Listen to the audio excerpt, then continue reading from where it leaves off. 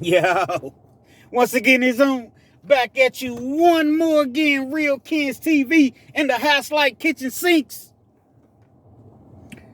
So I'm at I run to Walmart today, and I had a little situation or whatever. I had to run into Walmart, get a couple items, and I happened to run into an ex girlfriend of mine.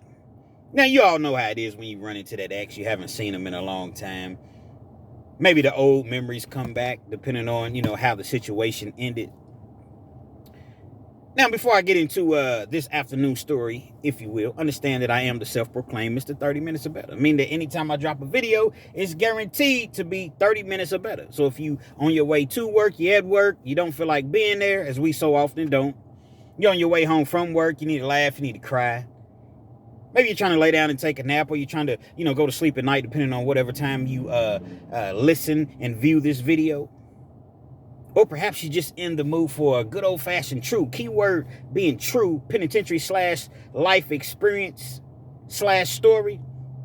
This is the channel for you. If you like your 10, 12, 15-minute videos, absolutely nothing wrong with that whatsoever. But at Real Kids TV, it's 30 minutes or better. So with all that being said, there is a message. As I mentioned, I'm in the Walmart parking lot, and I look over, and I heard somebody say my name, Ken. So I'm looking over, but I see a window roll down. It's like, oh, what's up, Tish? How you been? Hey, how you doing? Now, before I go any further as far as, how that situation played out, let me give you all the backstory as far as how Tish and I became a couple. Years and years ago, we had a thing, I've told you all the stories about being on the chat lines, because before social media was really prevalent the way that it is now, you had Black Planet, you had, what's the other one, y'all jump in the comments and tell me, what was the one that was real popular, before Facebook? Everybody was on it, and I never had an account. I set up an account one time and couldn't remember my passcode. Y'all help me out in my comments, you all. MySpace. Yeah, you had Black Planet, you had MySpace, you had a couple other ones, but there was no Facebook. And if it wasn't known to the world, definitely the way that it's known to the world at this point. So the chat line was the thing that, was very popular. Now, I've had some discrepancies. I've had a couple issues, a couple problems fooling with that chat line. But nevertheless, chat line was lit. It was jumping. I ended up meeting Tish on the chat line. I was a little apprehensive because I had already had a situation stemming from the chat line in which it was an individual that I thought was a woman, and it ended up being a dude. And, I've told that story on my channel previously. And so I was very, very, just hesitant about the chat line. And so when the time came to go and meet Tish, we met up. But we met up in like a McDonald's parking lot. It was no going to anyone's houses or anything like that. Now, much to my surprise, when I met up with Tish, I'm like, man, Tish is all right. Nice looking. She was about my complexion. She was a little bit taller than me, actually. No, she was not 5'11", okay? Stop it. She was probably about 5'10". 5'9" and a half. Nice shape. Kind of thick with it. How I like it. Real pretty, man. And I was like, wow, is this a setup? Is this some sort of, why would this nice looking young lady be on the chat line? Nevertheless, everything was legit.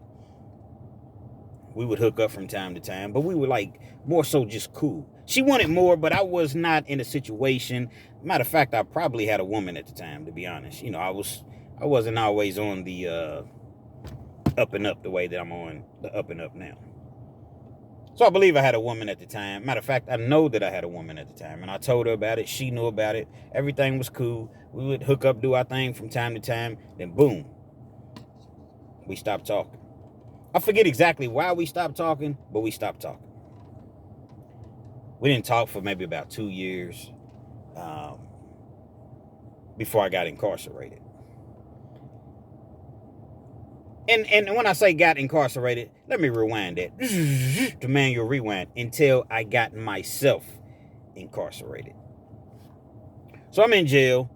And the young lady at the time that I was, kicking it with or whatever, we was just going through it.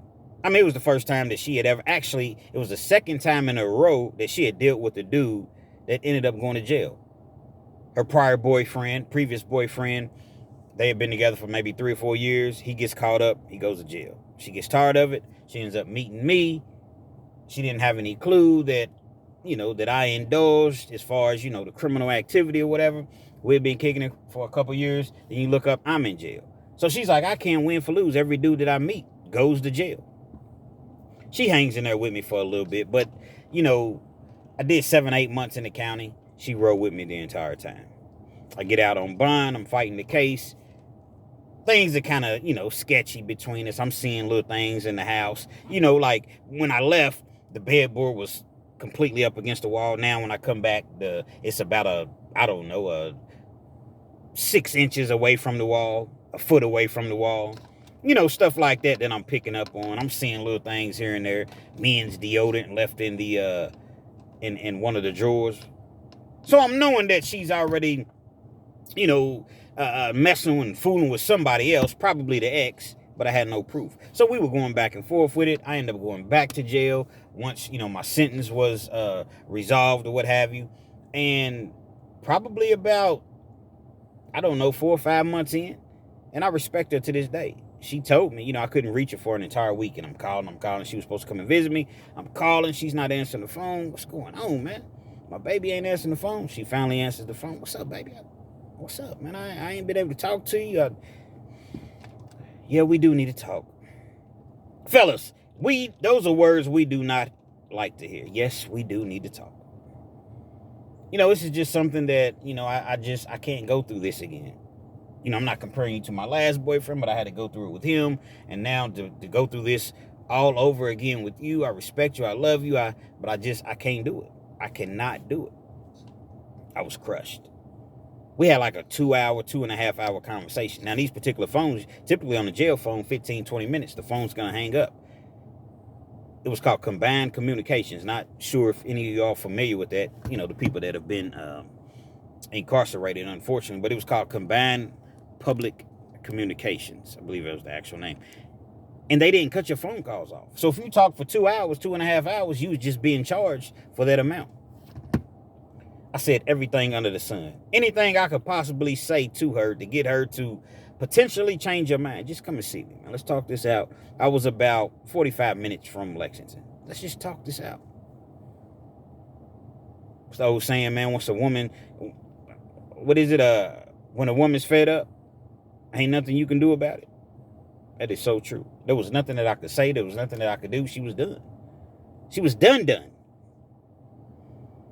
So I'm in my little feelings. I'm kind of hurt, man. And I'm like, man, how's she going to just do me like this, man? You going to wait till I go to jail and then just leave me? So I never called her again. Well, I'm not going to say ever again, but I didn't call for like probably 6 months. 6 months straight. Never called her whatsoever. And even when we did communicate, she ended up calling my mother.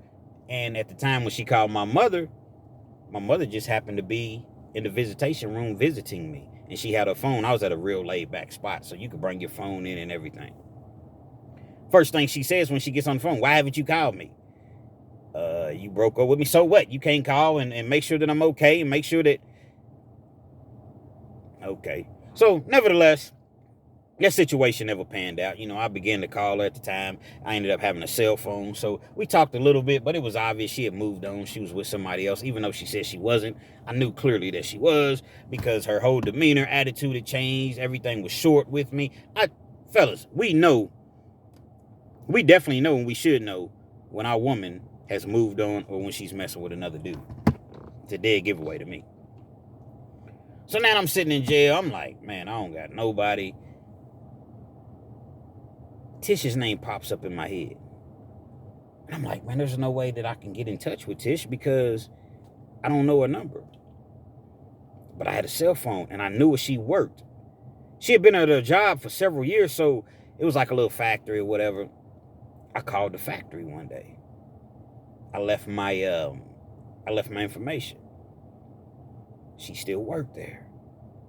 But I didn't really expect to hear anything back from her, what have you. So I leave my name, my phone number, whatever. She calls back.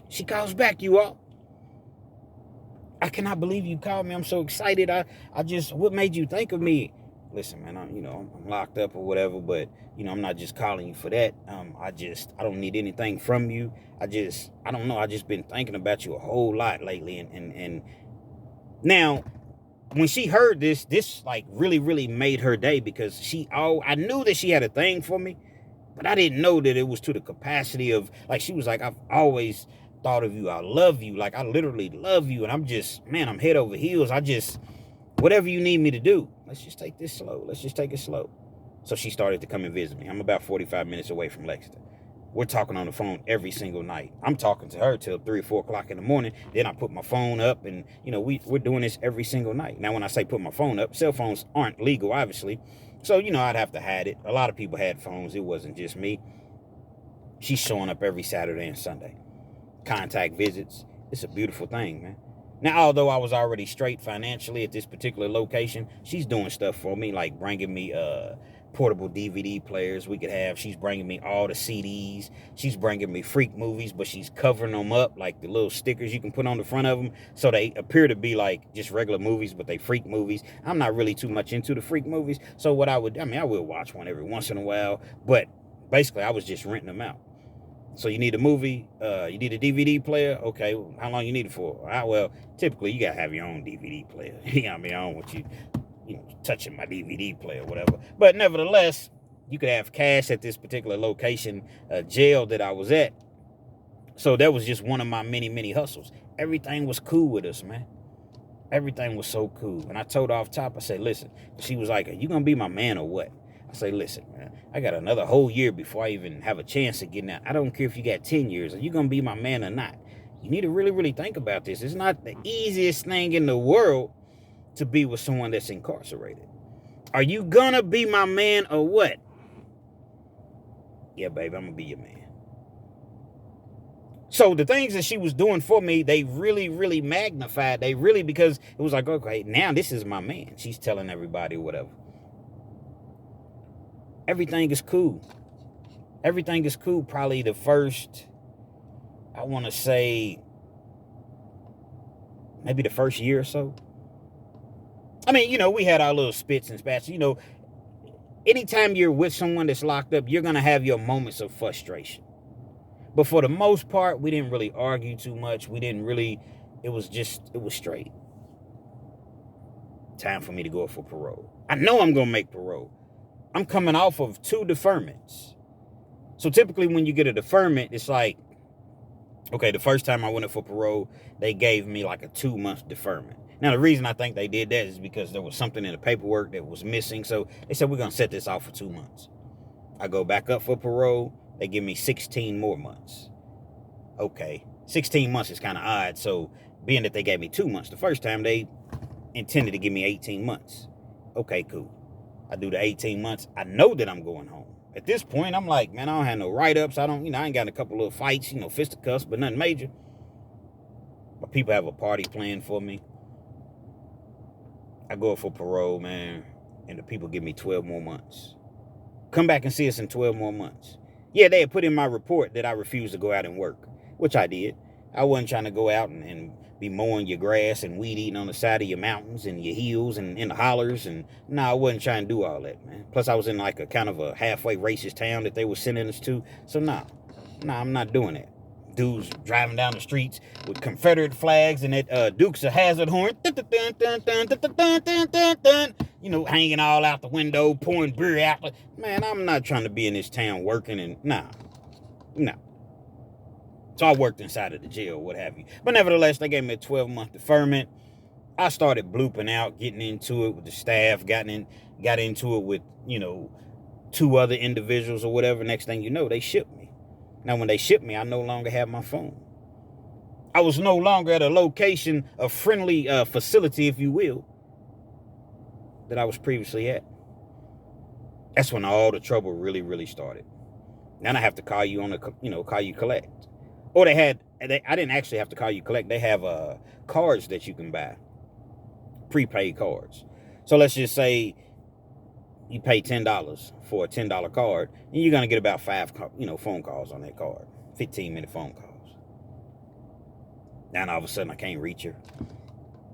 Then all of a sudden, when I do talk to her, the conversation's dry. I've just been busy. I've just been doing this. I've just been doing that. That goes on for about 4 or 5 months. I get to another location, and it gets to the point of where, because they kept transferring me, I kept basically just making them transfer me. So it gets to the point to where she's just not even answering the phone for weeks at a time. I'm thinking that it's over with. I'm just like, man, there's no possible way this is going to work. Lo and behold, they sent me back to the facility that I was at the first time when I had the phone and everything was lax, because I had written letters, and there was this one lady, Tina. She was like second in command. She really, really liked me. Now, when I say she liked me, not like me like romantically or anything. She was married, but she really, really liked me. So I had sent a couple letters like, man, I don't understand why they shipped me away, man. You know what I'm saying? I haven't done anything other than not wanting to work out in the community or whatever, but I worked in the laundromat or whatever. Like, I had sent Tina 2 letters, and they ended up coming back to get me. I get back there. I borrowed dude's phone. Hey, bro, let me check your phone out. No problem, man. Dude, let me use his phone. I call her, let her know, hey, listen, man, I don't know what's going on, but I'm back at Powell County. I'm going to have a phone soon, man. What's up, man? You going to come and see me or whatever? She was acting a little shady, initially or whatever, but then everything got back to how it was. Everything was cool. I only lasted Powell County about 3 months. I get shipped again. I got about 2 months before I'm about to go back up for parole. They sent me way to Christian County. Shout out to Christian County, a.k.a. Hoptown. They sent me way out to Hoptown. That's almost in Tennessee, like right there by Nashville. I'm 4 hours away from home, 3.5, 4 hours away from home. But I ain't really tripping, because I'm only like 2.5 months away from going up for parole. Y'all rock with me. Let me know where you're chiming in from. I'm in Lexington, Kentucky.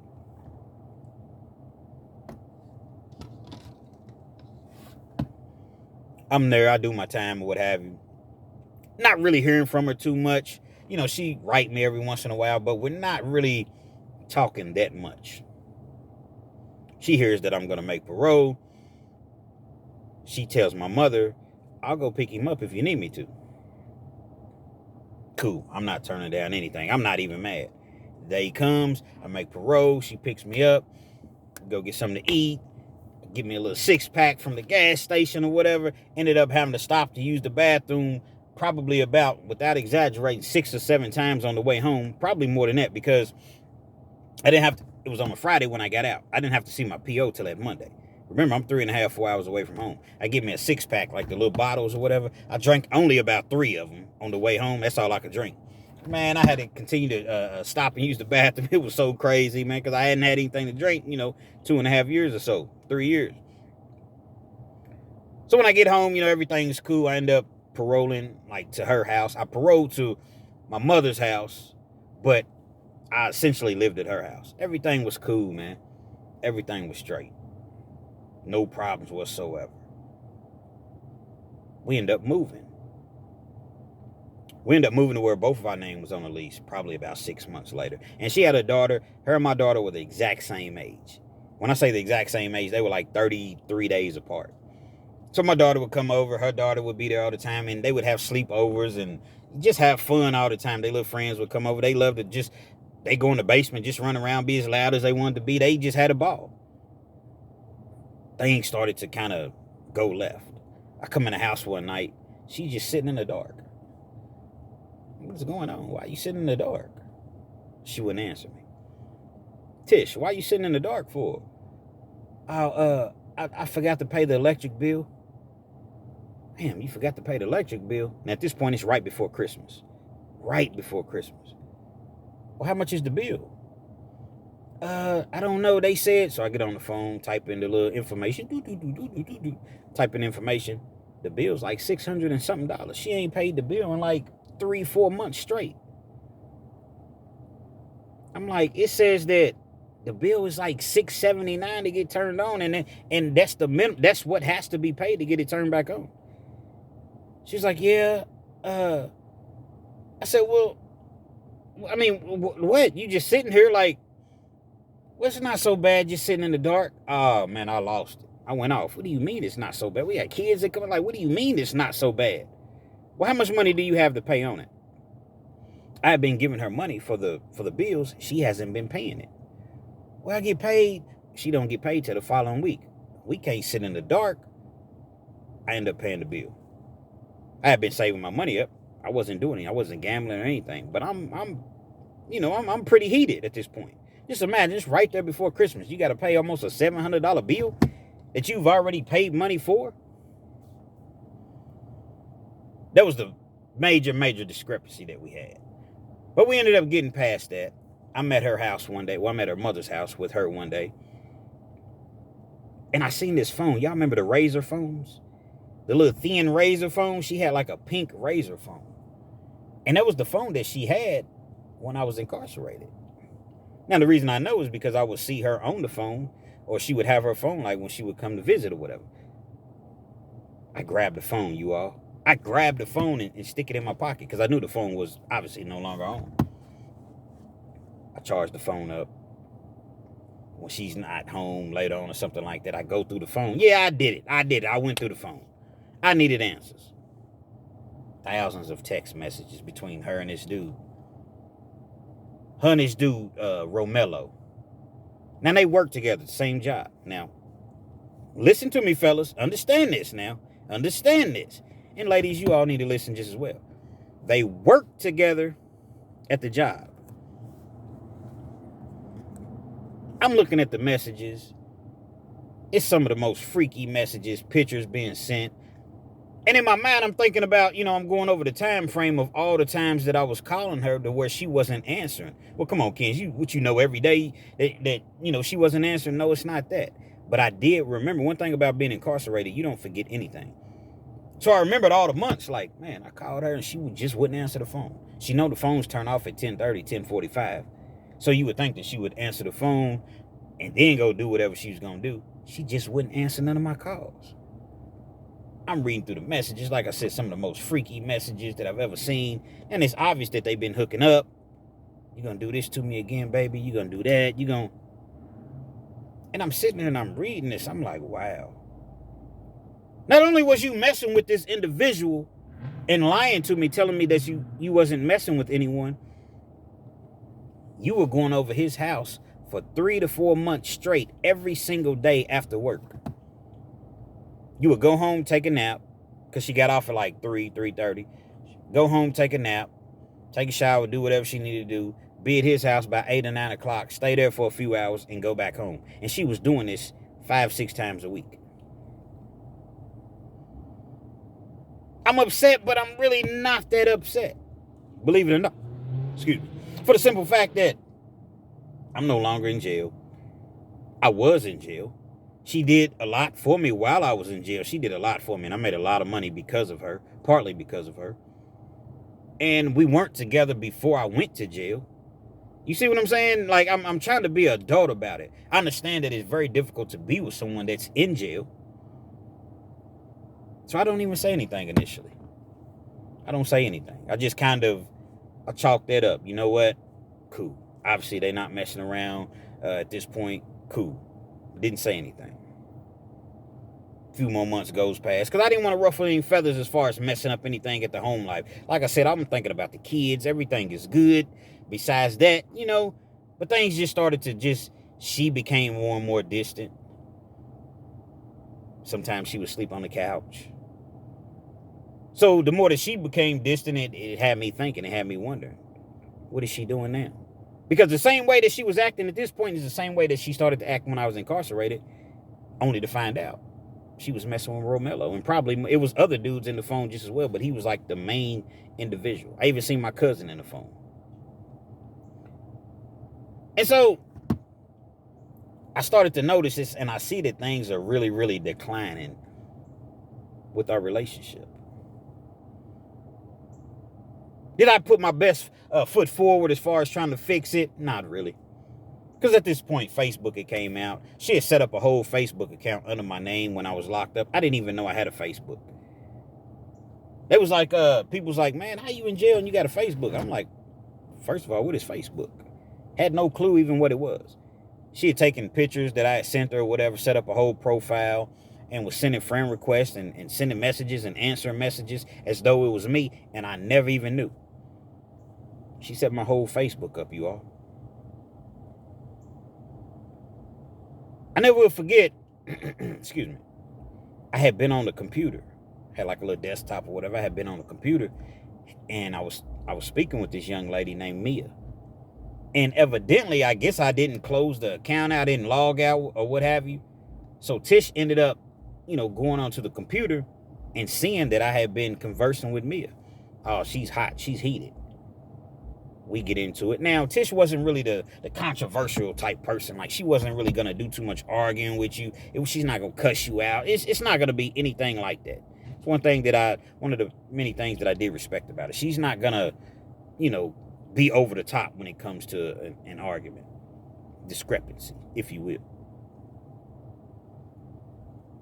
She confronts me about the situation. She ends up sending me a couple messages like, well, I don't know what's going on, but I just want to let you know that as a woman, that's my man. Obviously he didn't tell you, but yes, he does have a woman. We live together. So Mia's like, well, that's cool. I wasn't really interested. I was just being friendly. I wasn't really interested in him like that anyway. And what she was, and I'm not going to lie to you, like she was, she was friendly, but she wasn't giving me the vibes to where, she was really feeling Ken's. And so, that's when I brought it to her attention about, okay, well, what about what's in your phone? What about, now initially she tried to lie about it, but once she seen that I definitely knew, there was no way that she could lie. So my whole thing was, why would you, if you seen that I was calling you, why wouldn't you answer the phone? She was like, it's not like I wasn't trying to answer the phone. She was like, but, by the time I got to his house, I knew that you was going to continuously call, which I wasn't going to continuously call, but I was going to call 3, 4, 5 times, yeah, over the course of, a few hours until the phone's turned off. So I would just leave my phone in the car so that so you would leave your phone in the car basically so it wouldn't disturb you. Oh, yeah, pretty much. She was forthright with it, forthcoming with it. Wow, you just do me like that, man? Somebody just calling your phone and you just do me like it? Well, I mean, it wasn't even supposed to be that way. Now, she was really trying to get with Romello, but Romello wasn't trying to be with her like that. So that's ultimately why they had stopped talking, because she was more on, I'm not going to just keep coming out here and we do our thing, but you're not trying to make it anything, more serious. He's like, man, but you got a man. Yeah, but I leave him. I'm trying to be with you. Romello wasn't hearing that. Yeah, I read all those messages. Things got even worse in the relationship. You all know how it is to be with somebody as though you live in the same house, but you're obviously not in love anymore. You're not, it's like you're just coexisting, like roommates. That's pretty much how it was. Didn't really talk too much. When we did talk, it was, didn't have anything to do with like a relationship. Weren't doing anything together whatsoever. No sort of activities. No sort of, she sleep on the couch, I'm in the bed. I'm in the bed, or I'm on the couch, she's in the bed. That's pretty much how it was. It all hit the fan on my birthday weekend. Birthday weekend came around. I come home, had a lawn care business. I leave out probably about 7:30 that morning. And I'm gone all day long. I get back at I say about 6:30. I'm dirty. I got grass all on me. I had a nice little lawn care business, and I had some decent clientele that kept me busy. I come home, she's not there. I'm not really thinking anything of it. Go in, take a shower, lay down for a second. Okay, when she get back, man, we probably go out and get something to eat or something like that. You know what I mean? Just kick it for a little bit, because my birthday was that Saturday. This was on Friday. Shout out to the truck drivers, man. Shout out to all the truck drivers. Shout out to all the people that's working them 12s and 16-hour shifts, even 8-hour shifts, man. Ken's, man, videos really, really get us through and help get us through my shift. Or get us through our shifts. Or help me get through my shift, however you want to put it. Shout out to all of you all. Be safe out there. Wake up. I don't see her. Look at the clock. It's about 2:30 in the morning. I done dozed all the way off. Damn, I wonder where she's at. It's not like her. She don't really go to clubs. She don't really stay out too. So I don't really know what's going on. I go back to sleep. Saturday morning, I wake up. It's time for me to get up, get my things together, go out and cut grass. I got cut grass all day. But I'm going to cut it off a little early. Birthday, time to kick it, time to have fun. She's still not home. What the heck is going on? Now I'm kind of worried. She at her mom's house? Is she? Let me check Facebook. Check Facebook. She would always post stuff on Facebook. I see she's been posting, not too much, but I see that she's posted something. So she's obviously okay because you posted. Wow. You just didn't come in the house. I mean, we live together, you just didn't come in. I go out, I'm working all day, but I'm thinking about, the situation. I done passed the house a couple times because we had a couple yards, residential yards, that weren't too far from the house. So I drive past, see if I see the car. Still didn't see the car. I quit at about 5:30, come in the house. No signs, no traces of her being there. I look on Facebook again and I see, obviously, she's posted a couple things, responded to a couple posts, other people's posts. Oh. So I guess she just called herself, she didn't find her way home. Like, she just obviously not coming home. I lay down, take me a little nap. I wake up. It's probably about 7:30, 8 o'clock. I'm getting my clothes together. I'm getting everything. I'm about to go out and kick it, man. It's my birthday. I'm about to go out and have me some fun. I'm sitting there, I'm ironing my clothes. I got the music playing, ironing my clothes. My phone is I got the ironing board set up and everything. Your phone go off and it's on vibrate. And if it's on the table or the ironing board or something, it falls off because it's vibrating. Phone falls on the floor. Grab my phone, I look at it. It's a long text message. It's like 3 or 4 different messages back to back to back to back.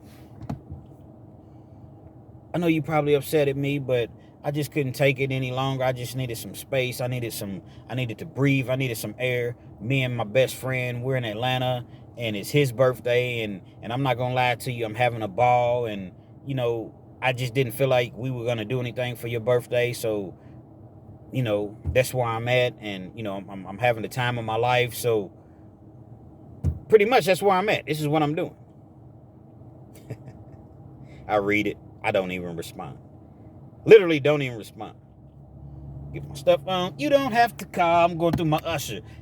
It's okay, girl, cause I'ma be alright tonight. I done played that. I'm ready. I'm dancing in the crib, everything. I'm about to go out and have a ball. I go out that night. I know that she's out of town. I know that I could do pretty much whatever I wanted to do. But I still came home by myself. I didn't go to anyone's house. I didn't bring anyone to the house or anything. Come home. Next day, get up. Go cut grass again. Ride past the house 1 or 2 times. She's not there. I finish at my normal time, probably about 6, 7 o'clock when I come in. I see her sitting on the front porch. She's on the phone. I put my truck into the driveway because I had to back my truck all the way down the driveway. It was kind of like a long driveway. And, back the truck in, take all my equipment, make sure that it's locked, my trailer's locked up, and put my equipment in the garage in the back. Go in the house, take a shower, whatever. Walk in the front. She's still out on the porch. She don't come in.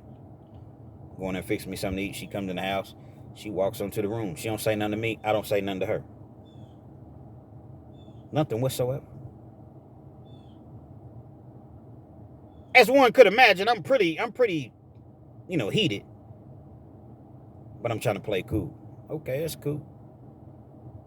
She goes to work the next day.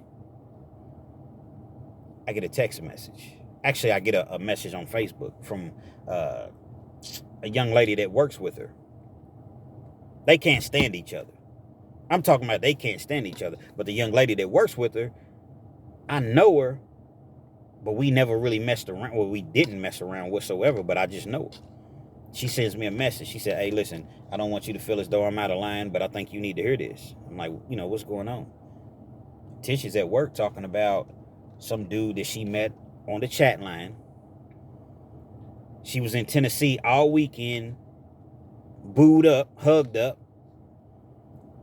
She told you that she was in Atlanta with her best friend, but really her best friend wasn't with her. She drove up to Tennessee to kick it with this dude all weekend long. And I don't want you looking like a fool, because she really got you looking like a fool, because I know that you don't know. I'm like, oh, for real? Then it all makes sense. She was like, yeah, she said that she met dude, a few weeks ago on the chat line, and she finally went up there or whatever and had the time of her life, and that's who she wants to be with. I appreciate that.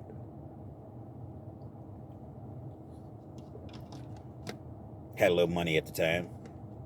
Nothing major. I probably was sitting on 12, 13, 14,000. I immediately started going buying stuff. I'm moving. I'm instantaneously moving. So I'm looking for a crib, but I don't say anything to her. We're still in the house and not saying anything to each other. I find me a crib.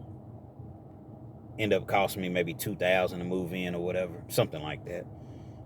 So once I paid a deposit or whatever, once I know I started buying stuff or whatever, and because I wasn't moving like immediately in, I was moving in, but it wasn't like that day. It was going to take like another week for the crib to be ready or whatever. I'm buying stuff. I got my TVs. I got my, all the things that I'm buying, and it's just in the house. It's like right there by the door. Still at this point, we're not even speaking. We just walking around the house. Most of the time when I'm there, she's not, and vice versa. She can have all this stuff in the house, man. I don't care. You can have all of the furniture and all the stuff that I done bought and helped buy and TVs. I'm not petty. You can keep it all. You can take it all. Like I said, I found me a crib. The day came. Crib was ready. She was at work. All my stuff gone. Straight gone. Straight moved out. But there's one key element that I forgot. See, sometimes when you're telling a story, you get a little ahead of yourself. One important part that I left out. Now, this was really, really the icing on the cake, but really it wasn't, because I was already going to leave anyway. I want to say it was a day prior. It was a day, no, I'm going to tell you exactly when it was. On that Saturday when I came home, it was actually on a Sunday. So she came home on a Monday. I'm sorry, y'all, but I want to tell you all the exact story. I said that she came home on a Sunday. She came home on a Monday. That Sunday, when I finished cutting grass, I was laying on the couch. Came home, took me a little nap, took a shower, took a nap. Somebody's banging on the door. Boom, boom, boom, boom, boom. I'm in the living room sleeping. It's the living room door. Boom, boom, boom, boom, boom. Who is this banging on the door? Tish, boom, boom, boom, boom. Man, I don't know who this is, man. I don't have a clue, but they're screaming her name. Tish. The heck is this? Is this somebody, her ex? Is this somebody she's messing with? I don't know. I go and grab what back then I was, I grab what I need to grab. I see the dude. At the top of your door, they got like the little windows. It's like two little windows. So I see him peeping in the window. So he sees me, I see him banging on the door. So I open the door, and I got that, use your imagination. Where's Tish at? I'm like, first of all, who are you? It was a white dude, looked like Larry Bird or somebody. Had long hair, probably about 6'3", 6'4". I don't even know who this dude is. I own this place. Who are you? That's what he's saying to me. It was a duplex. I said, I've been living here. You own it? Okay. Why are you banging on the door? Tish owes me this money. She owes the rent. I'm like, ain't no way that we owe the rent. I just paid the rent. How can we possibly owe rent? He's screaming and yelling. I said, first of all, man, you need to calm down, man. Because all of those screaming and yelling and all that, it ain't going to get you nowhere with me. Dude calms down or whatever. He get to pulling out the books. She ain't paid rent in 3 months. 2 months. She hasn't paid rent in 2 months. She continues to tell him that she's going to pay the rent, but she hasn't paid the rent in 2 months. So he's upset now. Coming banging on somebody's door is not the proper thing to do. You almost got your wig split. You almost got your noodle pushed all the way backwards. I don't care if you own the unit or not, man. You banging on somebody's door. She done took my money that I've been giving her for bills and rent. Remember I told you that early on the electric, she didn't pay it. She been taking my money. And she goes down to Tennessee to meet this dude. So I forgot that part. I left that part out. Well, I'm already at this point. I'm like, well, shoot, I'm about to leave anyway. You got to talk to her, man, about that. She has 7 days to vacate the... Man, you got to talk to her about that. I don't know nothing. I don't know nothing because my name was not on the lease. Ultimately, originally my name was going to be on the lease once we moved from the other place. But my record's so bad, so my name was unable to be on the lease. You know, a couple bills was in my name, but my name wasn't on the lease. I mean, you talk to her about that, man. I don't know nothing. Where's she at? I don't know. I ain't seen her myself. So the same way you looking for, I keep calling her phone. She don't answer me. I text her. Bro, I don't know where she's at. I don't know.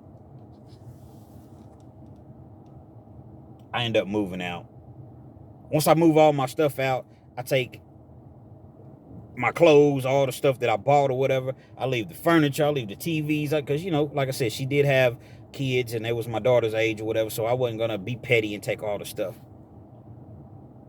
I come back over there one day and I come to get my washer and dryer because we had said something to each other and she kept just talking. You know, I was hearing everything that she was saying at the job, talking about the dude from Tennessee. They in love and he's coming down here to live and whatever. So, okay. So I'm going to get the washer and dryer. I'm going to leave it. But I'm like, nah, I'm going to get my washer and dryer. Why should I have to buy another one? I go over there. Dude's over there. Who are you? Who are you? Come to find out this is the dude from Tennessee. No problem, man. I came to get my washer and dryer, man. I get the washer and dryer, I'm gone. I'm in my new place, man. I'm having fun. I'm kicking it, man. I'm having a ball, man. You know what I'm saying? I'm having a ball. Like I said, I've been out of prison at this point for, you know, over a year, but I never really had a chance to just be single when I first got out. So man, you can imagine, man. I'm sure you all can imagine. Y'all thought Diddy had freak offs. My freak offs was legal though. Wasn't no drugs, wasn't nobody being forced, wasn't no dog collars, wasn't nothing like anything of that magnitude. But yeah, it was definitely going down. I get a text one morning about 2 o'clock in the morning. It's her. She want to come over. She wants to come and kick it with Ken. She misses Ken's. She comes over. I let her come over the next night. Kicked it or whatever. It was all a ploy. In my opinion, it was a ploy because she needed some money. You know, the gas bill, such and such bill was due or whatever. They was behind on the rent. I could have been nasty. Most people wouldn't have helped out. But being that I did just kind of up and leave, which she kind of forced me to leave, if you ask me, based on how she was acting, I helped her out for a couple months. I did. I helped her out. Because she still did look out for me when I was locked up. I looked out for her for a couple months, but then she just kept asking and just kept asking. I was like, nah, I'm not doing it anymore. I know you got dude living over here with you.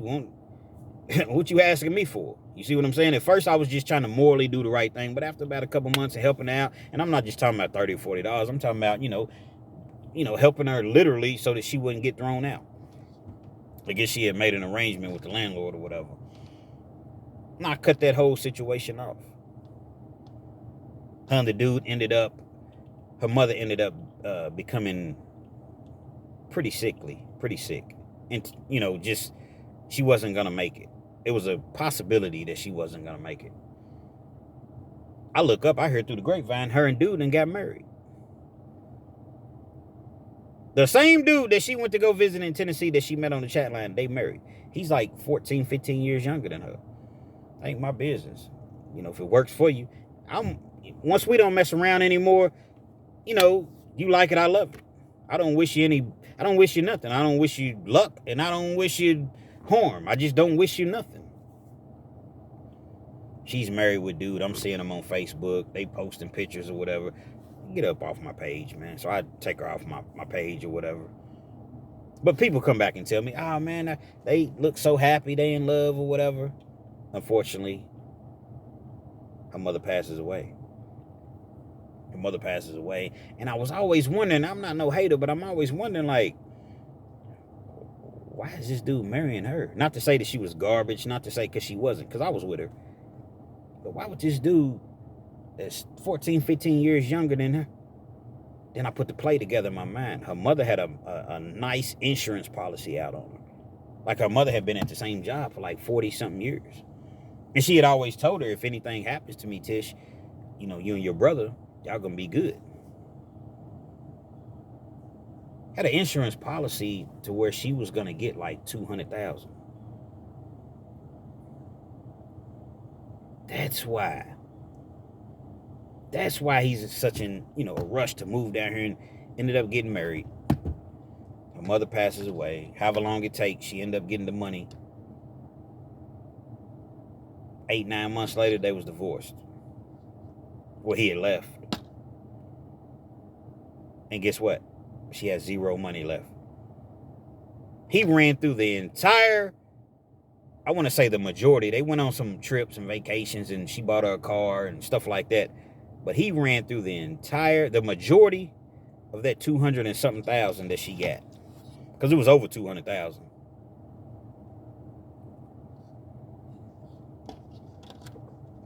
Crazy. Crazy things that you see. The crazy things that people will do to you, against you, and sometimes for you over money, over a dollar. In my opinion, it was a whole plot and plan